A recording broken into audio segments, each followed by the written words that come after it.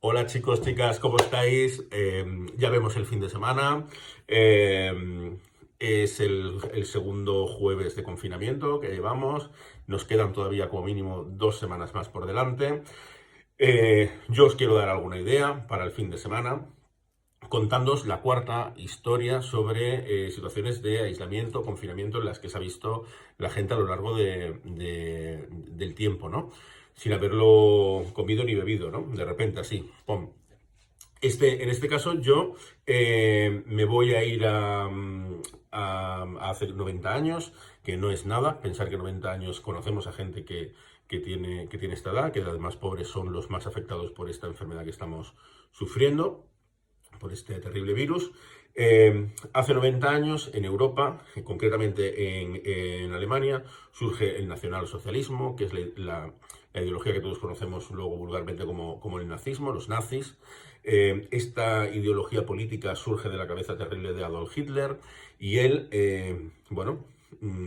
esta ideología funcionaba mucho como un virus, ¿no?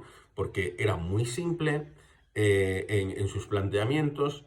Se contagiaba con cierta facilidad, ¿no? La gente sin darse cuenta, pues sacaba dentro de sí alguna vena así un poco nazi, ¿no? Cosas que, bueno, pues no le parecían del todo mal, lo que decía este señor y tal. Y luego resultó ser letal para muchísima gente. Esperemos que este virus no sea tan letal como resultó el nacionalsocialismo para el mundo, ya que los nazis llegaron a provocar la Segunda Guerra Mundial y esto pues al final costó la vida como a 50 millones de personas, una barbaridad. Dicho esto, Hitler crea el nacionalsocialismo, empieza a tener un montón de adeptos, llegan al poder. Mucha gente escucharéis que se dice que llegó de manera democrática. Bueno, esto tiene sus luces y sus sombras. Yo siempre digo que hay una metáfora preciosa, además como tenéis tiempo la podéis ver, que son los capítulos 1, 2 y 3 de la Guerra de las Galaxias, donde se explica cómo un ser perverso eh, manipula en las sombras y crea el ambiente adecuado y propicio para hacerse con el poder, ¿no? Algo así, yo creo que siempre he pensado que los capítulos 1 y 2 y 3 de la Guerra de las Galaxias es una metáfora de lo que realmente ocurrió, salvando la frivolidad, por supuesto, y las distancias, lo que ocurrió en Alemania cuando en 1933, creo que fue, cuando Hitler se hace con el poder, ¿no? Se hace con el poder y empieza a poner en marcha esta ideología suya. ¿En qué consistía? Muy básica. Según él, las personas, el mundo está dividido en razas. Esto actualmente sabemos que solo hay una raza, que es la raza humana, ¿no? Pero él creía que no, que dentro de que había una raza, había razas, y entonces en la pirámide, es decir, los dominantes, los mejores de la mejor raza, era la raza aria, que eran la representada por los alemanes, pero no de cualquier alemán, los alemanes de sangre pura y de cepa, ¿no? Es decir, los alemanes aquellos que eran altos, rubios, con ojos azules, estupendos, alemanes y alemanas. Es decir, todas cualidades que el señor Adolf Hitler no tenía, pero él promulgaba la raza aria debía gobernar el mundo y era la mejor. Por el contrario, en la pirámide había otras razas, ¿no?, con las que tenía más o menos simpatía, dependiendo de si se aliaban a él o no. Pero al final, abajo del todo, lo que él consideraba que eran sus enemigos naturales eran los judíos. Es decir, para Adolf Hitler, la raza mejor, la dominante, tenía que ser la raza aria, representada por el pueblo alemán de pura sangre. Y en el otro extremo, sus enemigos naturales, el enemigo natural de la raza aria, eran para él los judíos. ¿Qué ocurre? Cuando llega al poder, lo primero que hace es una ideología que también es bastante radical, con lo cual, ¿qué significa? Que entienden que puede haber un líder único, no creen demasiado en la democracia, y además para imponer sus normas no tienen, y sus leyes no tienen ningún problema en utilizar la violencia, ¿no? Entonces, cuando Adolf Hitler llega al poder, lo primero que hace es abolir la democracia, prácticamente la desmantela en muy poco tiempo y además acaba con todos los partidos de la oposición. Y además de acabar con la oposición, resulta que con cualquier persona que estaba, todo el que no está a favor de él está en contra, con lo cual él se los quita de en medio. Libres pensadores, profesores, toda esta gente, artistas, toda esta gente, o huyen de Alemania rápidamente o él se deshará de ellos. Los siguientes que le molestan es cualquier persona que él considera que para la pureza de la sangre son un problema, ¿no? Y para el Estado. Y en este caso, él considera que cualquier persona que tiene una enfermedad mental o una discapacidad también le sobran.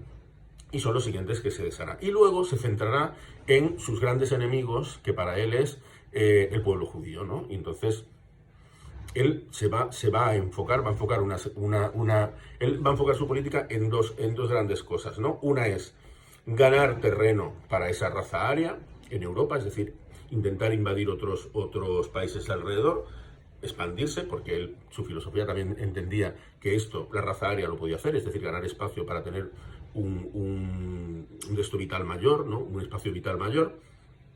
Y esta era su política exterior. Y su política interna era iba en contra de los judíos, ¿no? Iba a intentar erradicar lo que para él eran sus enemigos naturales. Entonces, por un lado, en muy poco tiempo, Adolf Hitler se anexiona a Alemania a Austria se la quedan sin mucha dificultad, y invade Polonia. Al invadir Polonia comienza la Segunda Guerra Mundial, da inicio a la Segunda Guerra Mundial. Pero la cuestión es que en los próximos año y medio o 2 años, él invadirá otra serie de países de una manera muy rápida, ¿no? Invadirá Dinamarca, invadirá Holanda, Países Bajos, Grecia, Francia. Es decir, él en muy poco tiempo invade muchos países, porque además el ejército alemán estaba muy bien preparado. Algún día hablaremos también de quién vestía a los alemanes o quién les hizo los trajes, que es bastante curioso. Esos trajes que, bueno, me pierdo. A lo que vamos. Bueno, es Hugo Boss, pero podéis mirarlo. Los trajes alemanes estaban hechos por...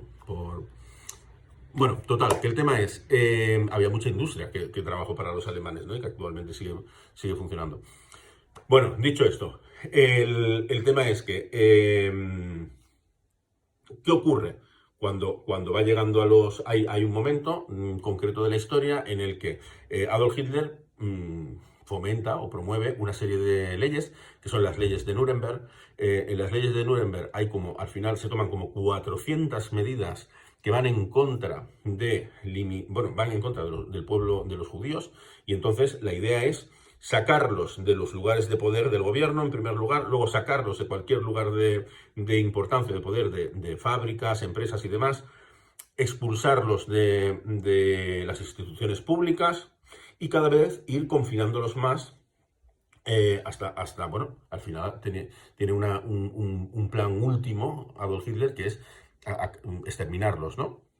Pero no va a ocurrir de la noche a la mañana, mientras van a ocurrir cosas. Entonces, ¿qué ocurre? Que cuando él llega a los países en los que invade, y en la propia Alemania, él fomenta que los alcaldes de las ciudades y demás empiecen a promulgar leyes en contra de los judíos. Lo primero que ocurre, algunas de las leyes, no os las voy a contar todas porque si no, esto se extenderá, pero sí que intento que penséis, ahora ya nos ponemos en situación, os he puesto un poco en situación, imaginaros que sois gente que está viviendo en una ciudad, por ejemplo, como Barcelona, como Madrid o en vuestros pueblos.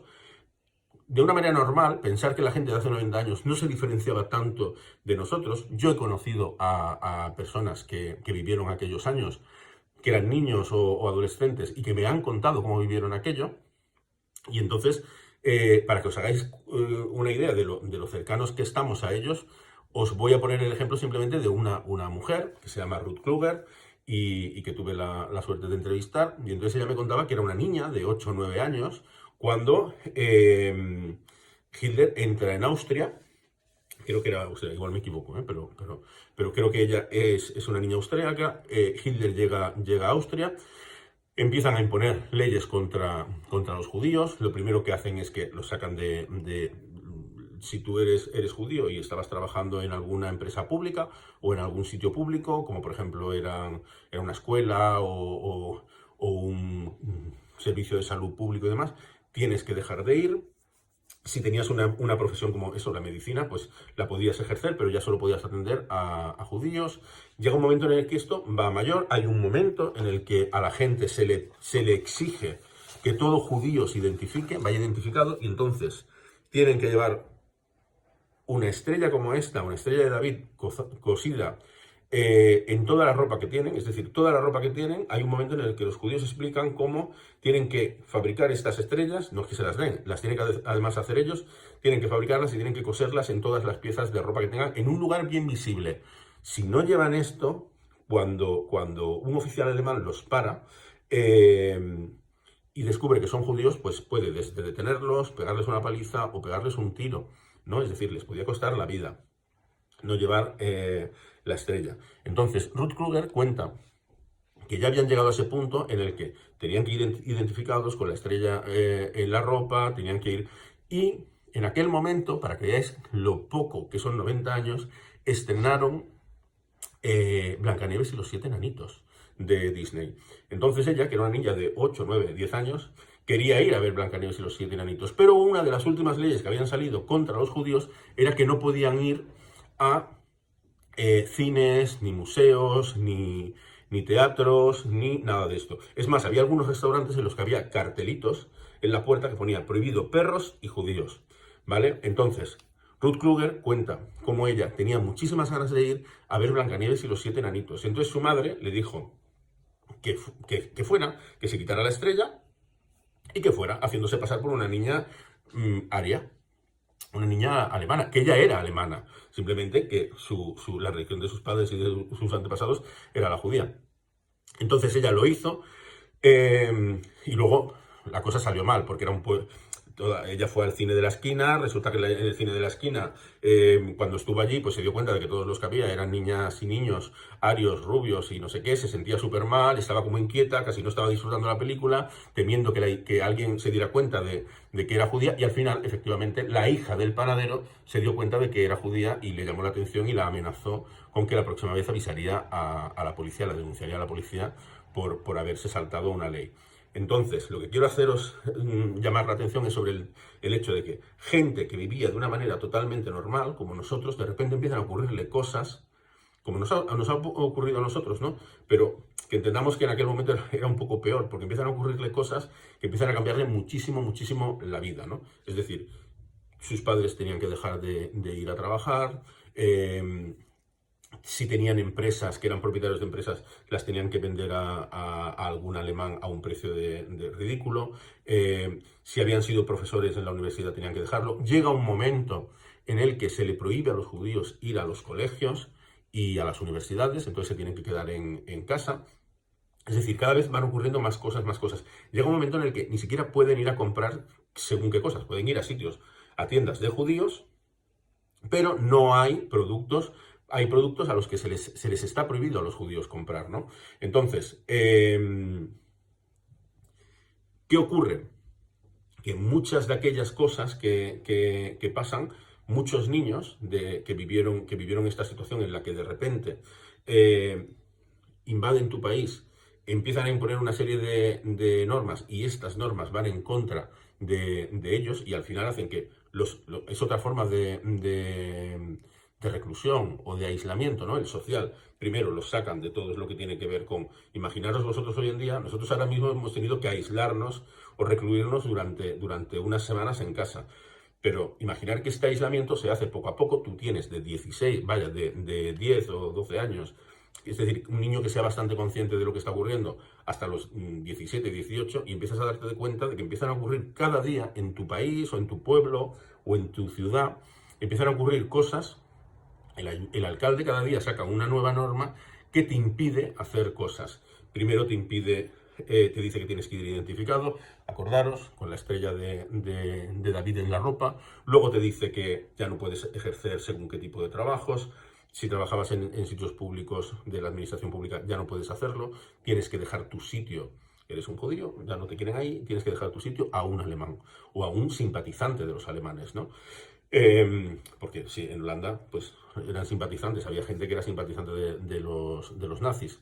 Entonces, todas estas cosas las van viviendo estos niños y jóvenes, estos adolescentes, claro, que van viendo cómo sus libertades se van recortando y cómo al final, cuando cierran los colegios, cuando no pueden ir a museos, cuando no pueden ir a nada, se quedan en su casa. Pero es que además no es como nosotros ahora, que si salimos a la calle nos pueden poner una multa o nos pueden llamar la atención o quedamos como bastante insolidarios, ¿no? Porque hay gente que está muriendo por culpa de esta enfermedad que nosotros podemos transmitir o podemos ser contagiados. En aquel momento el problema era que cuando tú te saltabas estas normas podías jugarte la vida, ¿vale? En este contexto quiero comentaros que muchos chicos dejaron constancia en diarios de aquellos momentos, ¿no? De cómo ellos iban viviendo estas situaciones, que al final cada vez los tenían más recluidos en su casa. ¿Pudo empeorar más? Pues sí. Hubo un momento que en algunas ciudades, en algunos pueblos, a los judíos se les dice que se ha hecho un gueto. Un gueto es que se coge un barrio, se le pone unas vallas, se pone unas calles o se valla, ¿no? Se hace como un corral, como una serie de calles, y entonces se les dice a todos los otros judíos de la ciudad que tienen que irse a vivir allí. Y se les da un día y una fecha. Y si no están allí, en esa fecha, todo el que se ha identificado fuera del gueto pagará con su vida. Entonces, ¿qué pasa? Que de repente imaginaros que vosotros estáis viviendo en un sitio, ¿vale? Las cosas se han puesto muy mal, las cosas van muy mal, no puedes ir al colegio, no puedes ir a museos, no puedes ir a nada, pero es que ahora te dicen que tienes que dejar tu casa y te tienes que trasladar con lo que te puedas llevar. Muchas veces también decían qué cosas podías llevarte y qué cosas no. Las de valor tenías que dejarlas. Entonces, con tu ropa, con tu maletita, con no sé qué, resulta que antes de las 7 de tal día o de las 8 de tal día tenías que entrar en el gueto. ¿Qué ocurría? Llegabas al gueto, eran a lo mejor, imaginaros, 4 o 5 calles o un par de manzanas o 4 manzanas de una ciudad, y entonces tenías que buscar dónde alojarte.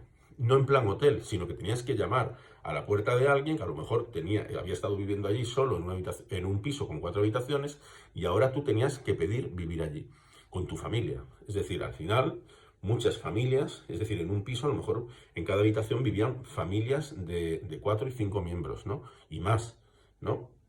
Entonces, la vida en los guetos fue terrible. No se podía entrar y salir. Había alambradas, había muros, solía haber una puerta o dos de entrada y salida, y ni entraban alimentos, ni la gente podía salir algunos podían salir a trabajar, pero la situación en los guetos fue terrible. Tan terrible que al final mucha gente moría de hambre o de enfermedades.